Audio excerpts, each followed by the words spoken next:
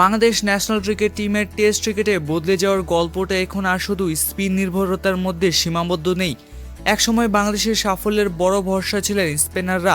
2015 থেকে 2019 সালের পরিসংখ্যান সেটাই পরিষ্কারভাবে দেখা যায়। সে সময় দলের সেরা বোলারদের তালিকায় ছিলেন মেহেদী হাসান মিরাজ, তাইজুল ইসলাম ও সাকিব আল হাসান, তিনজনই স্পিনার। পাশাপাশি ছিলেন মুস্তাফিজুর রহমান এবং আবু জায়েদ। অর্থাৎ সেই সময় বাংলাদেশের টেস্ট বোলিং আক্রমণের মূল শক্তি ছিল স্পিন। কিন্তু সময় বদলেছে বাংলাদেশের টেস্ট ক্রিকেটের চরিত্র। 2024 থেকে 2026 সালের পরিসংখ্যান দেখলে বোঝা যায় এখন বাংলাদেশের সাফল্যের কেন্দ্রবিন্দুতে উঠে এসেছেন পেসাররা। হাসান মাহমুদ, নাহিদ রানা এবং তাসকিন আহমেদ, এই তিন পেসার সাম্প্রতিক সময়ে টেস্ট ক্রিকেটে বাংলাদেশের বোলিং আক্রমণকে নতুন উচ্চতায় নিয়ে গেছেন। বিশেষ করে তাসকিনের ধারাবাহিকতা এবং কম গড়ে উইকেট নেওয়ার ক্ষমতা বাংলাদেশের বোলিং ইউনিটকে নিয়েছে ভিন্ন মাত্রা।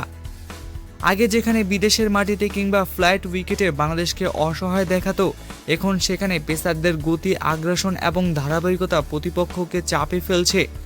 নাহিদ রানার অতিরিক্ত গতি, হাসান মাহমুদের নিয়ন্ত্রিত লাইন লেন্থ আর তাসকিনের অভিজ্ঞতা মিলে বাংলাদেশের পেস আক্রমণ এখন অনেক বেশি পরিণত। সাম্প্রতিক টেস্ট পরিসংখ্যানও সেটাই কথা বলছে। শেষ 10 টেস্টের মধ্যে 5 ম্যাচে প্রতিপক্ষের 20 উইকেট নিয়েছে বাংলাদেশ, আরও এক ম্যাচে নিয়েছে 19 উইকেট। অথচ 6টি ম্যাচই প্রতিপক্ষকে প্রায় পুরোপুরি গুটিয়ে দেওয়ার মতো বোলিং করেছে টাইগাররা।